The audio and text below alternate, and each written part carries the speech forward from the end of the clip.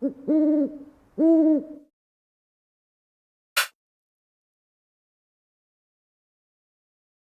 guys, Logan with Al here. Today I'm going to be showing you how to install our brand new Banks pedal monster.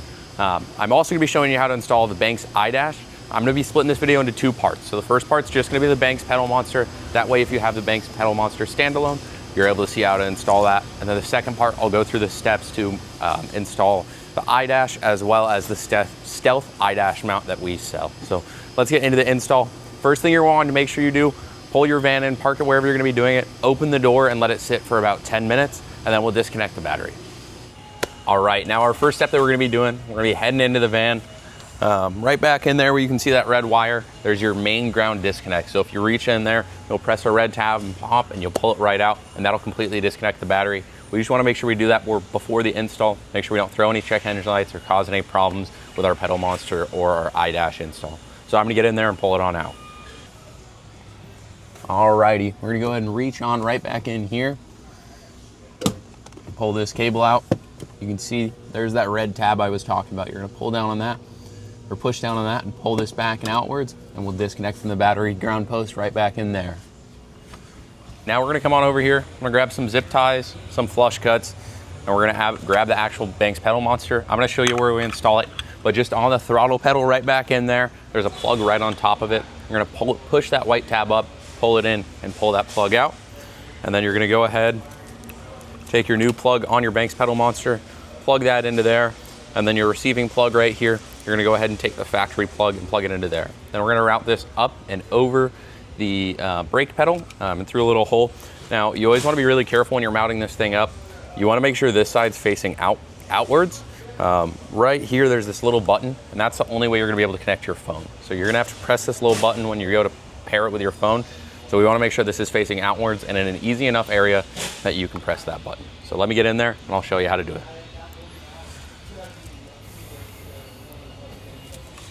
Alrighty. I'm gonna go ahead, push this little tab up right here, squeeze, and that'll disconnect. We're gonna go ahead and take our new pedal monster. That plug's gonna go right into there. That'll clip in. And then this plug is gonna plug, the factory plug is gonna plug into the new receiving plug. Other way around.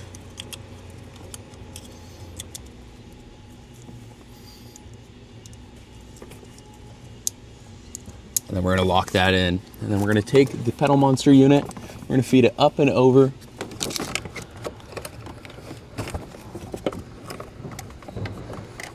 Just like that. And then we're gonna go ahead and we're gonna zip tie following along this harness. And then I like to take the pedal monster unit and I like to zip tie it up somewhat like this right here.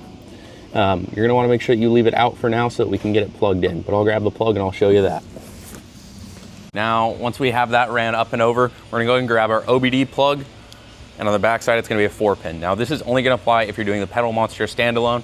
If you're doing the iDash, you can skip ahead a little bit and I'll show you what we're doing there. But we're also gonna go ahead and grab this 4 to 6-pin adapter, and we're gonna put that on the end of this 4-pin cable, and then this 6-pin will plug right into the pedal monster. We're just gonna feed it right up and through behind the OBD port, or right next to the hood release. There's a little slot you can feed the cable up through, and we'll be able to zip tie it up pretty cleanly. So let me get in there and get that done.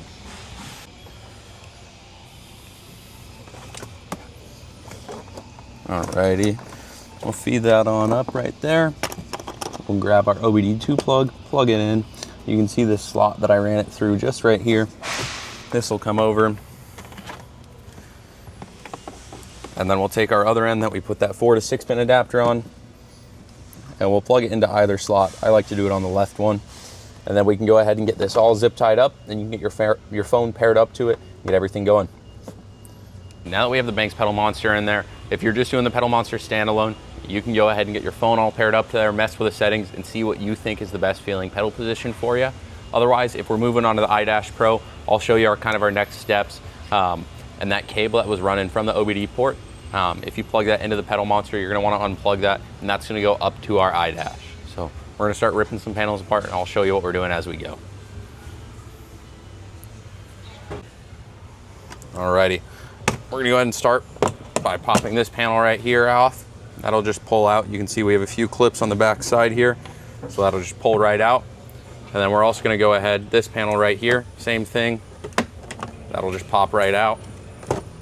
The Banks pedal, or the Banks iDash does come with this pry tool, so if you need, you can kind of get in there and gently pry away with it. As well, we're going to go ahead and grab a T27 Torx socket. That's going to be for right up here, where this little plastic airbag plug is. We're going to go ahead and pop that off. And then there's a T27 Torx under there. You're going to go and get that pulled out. And once that's out, you can go ahead and just pull this right out. Might take a little bit of force, but you have this plastic clip right here and this metal clip. Once those are removed, we're going to go ahead and go grab all of our wiring, and we're going to get that all plugged in and ran up here, and then we'll get the mount put on. Now, when we're going to install the iDash, we're going to go ahead and grab our OBD cable. Make sure there's not the 4 to 6 pin adapter on the end, so it's just going to be the 4 pin. You'll plug it in, and you'll run it up the same exact hole that we were going in for the Pedal Monster standalone, but we're actually going to run it all the way upwards towards that airbag. And as I said earlier, you want to make sure you have the battery disconnected for any check engine light issues, but also we're dealing really close to the airbag, so you want to make sure there's no possibility of that going off at all. So let's run that cable up there. We're also going to grab our other 6-pin to 6-pin cable, and we're going to run that down from the iDash to wherever you have the Pedal Monster zip tied up at.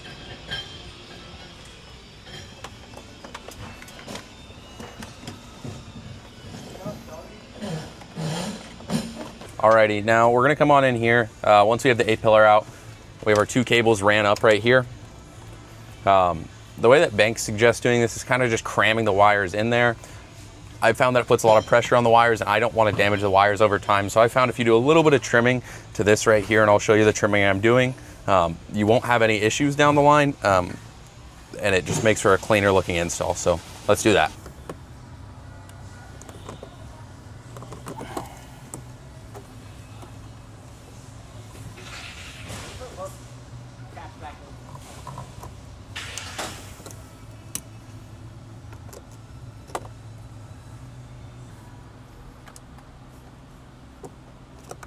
So I'm going to go ahead and get my wires ran through this little slot that we made right here. You want to leave just a little bit. So you can see on the 2 wires, the heat shrink goes a little bit lower on this one. So I found if you leave maybe about a 1/2 inch past this edge to the heat shrink, that should be about the right place. And then we can go ahead and grab our A-pillar plastic and put that back in just to secure the wires into place for now.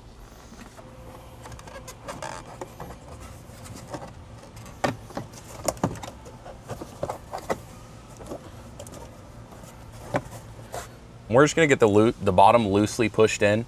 It's going to take a little bit of wriggling, a little bit of fighting to get it in, but you should be able to get it. Worst case, if you need, you can use the pry tool that was included with it to pry this away a little bit to get a little bit of extra space for the wires. So once we have the wires ran there, we can go ahead and start getting our dash mount put in place. When we're going to put our dash mount in place, we're going to want to go ahead and grab the included alcohol wipe. And you're going to want to give this whole area a really good wipe down, as this is where the dash mount's going to be going. And then I like to take the alcohol wipe off the bottom side of the mount as well, just to give us a little bit of extra sense of security that nothing's going to be happening. So get that wiped down. You can grab one of your 2 included pieces of 3M, and that's going to stick on the bottom side right here, just like this. If you pay close attention, you'll notice that this is cut directionally. This isn't a perfect shape. So this red 3M piece is going to be sticking down, and the blue is going to go onto the mount. We're going to go and grab our little template right here, and we're going to line this up with the edge of the dash. Kind of hold it in place with one hand, and then take our mount with the other hand with the 3M on there. And we're just going to stick it in place as good as we can. You want to give it some really good pressure to get it to fully catch and hold onto the dash well.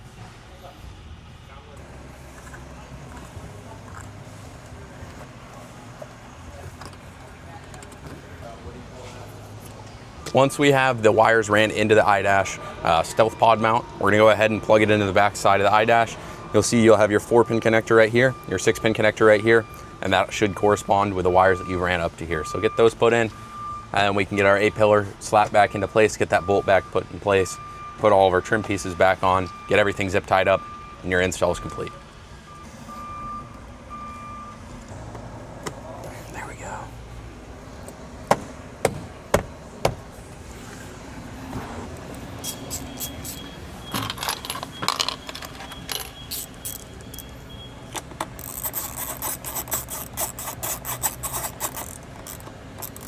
Alrighty, now at this time, I'm just gonna get all my wires cleaned up, get everything zip tied up, get my other cable ran all the way to the pedal monster and get it plugged in, and then I'll get my panels back on, and we'll be able to open up our phone, pair to the app, and get all of our updates taken care of and make sure everything is set up and good for your van.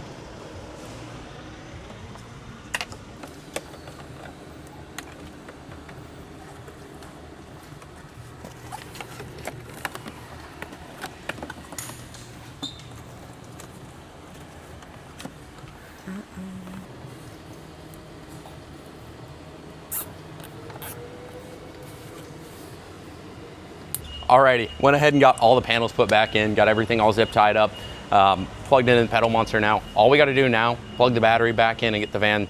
We're actually just gonna key on the van and I'll show you the steps. First thing you're gonna do when you start the van, you're gonna connect to the device by pressing that button on the pedal monster, and on the iDash, it's gonna pop up on here digitally and you'll be able to press yes or no. After that, it's gonna ask you to calibrate the pedal monster, so you'll take care of that. It's all super explanatory in the app. And then do any updates that it may require. Now with the iDash, whenever you're in there, you might notice at first there's no data under any of the measurements. You might have to go into the settings and actually select a vehicle, and then everything will show up for you, and you can change the pedal monster just from the app if you have the standalone, or if you have the iDash, you can change the settings on the actual iDash for the pedal monster. Alrighty, we got that all taken care of now. We have our pedal monster in there, and if you option to go with the iDash as well, you have the iDash in there. If you have any questions, feel free to reach out to us. Otherwise, that's going to conclude our install. Once again, I'm Logan from Owl. We'll catch you on the next one.